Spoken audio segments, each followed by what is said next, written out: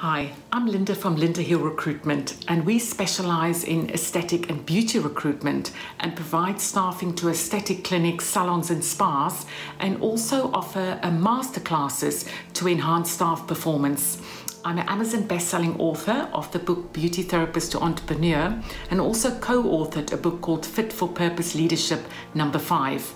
Now, for the past 16 years since running the aesthetic and beauty agency, there's one question that always comes up, and it's how do I hire quality staff? So today I want to share with you 5 things that you can incorporate next time you need to make a great hire. Now, the first one is your advertising. Now, traditionally, when we wrote an ad, it was all about the company, but things have completely changed. Similar with our websites. Back in the day, when we had a website, it was all about us, but it's changed. It's all about the customer now, their experience, their journey, and the outcomes we can provide for them. And exactly the same when we are looking to hire staff. It's not about us as the company anymore. It's all about them.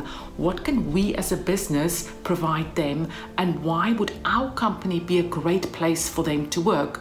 So I don't know if you've heard of the acronym WIFM, but bear that in mind. It stands for What's in it for me. Now, typically people ask that. They ask, what would I get out of it? What's in it for me? So when you write your ad, bear the WIFM acronym in mind, because it's going to completely change, and it's also going to change who you're attracting. The top talent that you want to attract are going to ask, what's in it for me? So provide them with the answers. What can you give them? Is it training that you can give them, competitive salary, advancement in their career, a great place to work, a fantastic culture? Include all those additional things in your ad when you write, and focus less on you as a business, but more on what you can bring them as a future employee. Now, the next thing is all about culture. I have a client, she attracts the best talent. And you know what she does? A majority of her staff members are young mothers, and she's decided she's going to provide a free creche every Saturday. And whereas beforehand it was a real struggle to get people to work on a Saturday, but now they're actually fighting to work on a Saturday because they are able to get the free creche. So it's really thinking of what can I provide my team to retain them, because culture is very much about the character of a company. It's about the values, it's about the beliefs, it's about the traditions. So think, what culture do I want to have within my business? What values do I instill? What are the behaviors I want people to have, staff members and clients?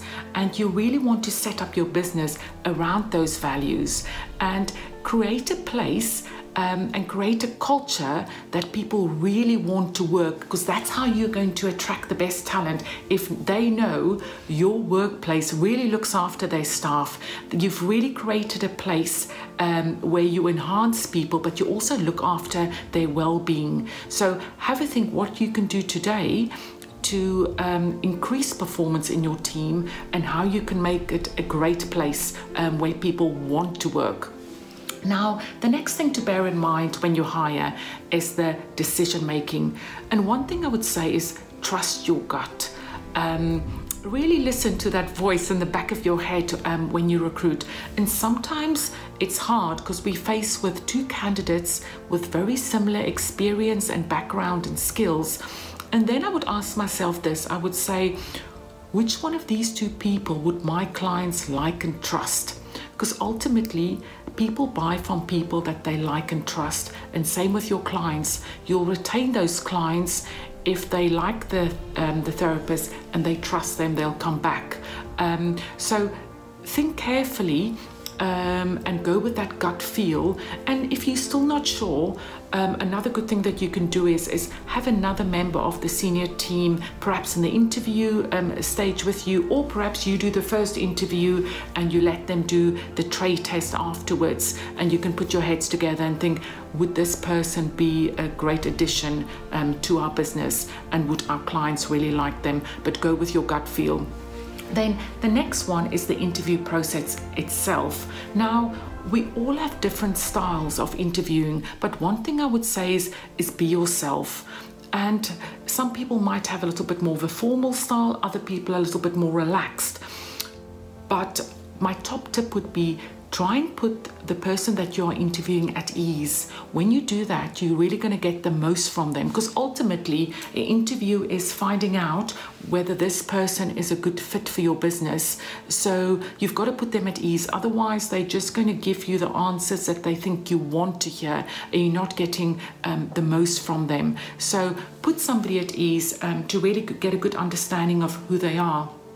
And then the next one are questions. Now, there's certain questions I always ask. Now, of course, you can ask questions about what treatments can you provide, what product houses have you trained with, what machines have you worked with. There's all those technical things the questions that you want answered. But I also ask a couple of other things because it gives me a great insight into the person's personality.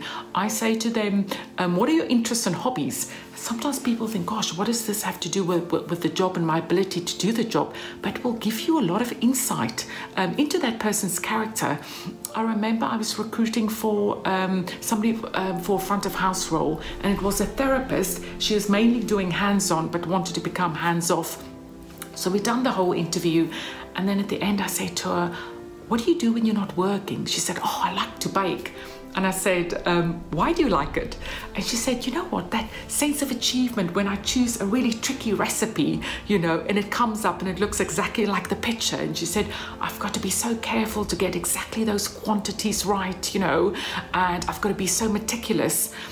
And without really saying anything about her character, that is told me a lot about her character. So ask people, what do they do in their spare time when they're not working, and find out a little bit more what lights them up, because you'll get a really good snapshot with inside their character, which I think is hugely beneficial.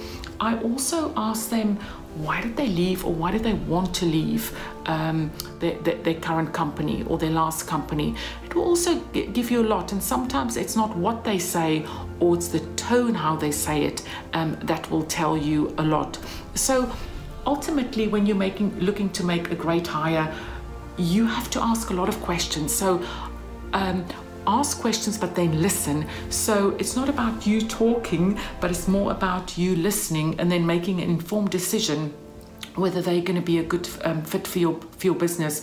And of course, the perfect candidate, they don't exist, right? But thinking, who's going to have the right attitude, who's going to fit the culture of my business, who's going to delight my customers, who's going to make my customers come back, and who's going to be somebody that I enjoy working with as well. Because ultimately, it's not just providing a service, we're working with people. And if you are enjoying working with that person, I can guarantee your clients will enjoy coming to that person for a treatment.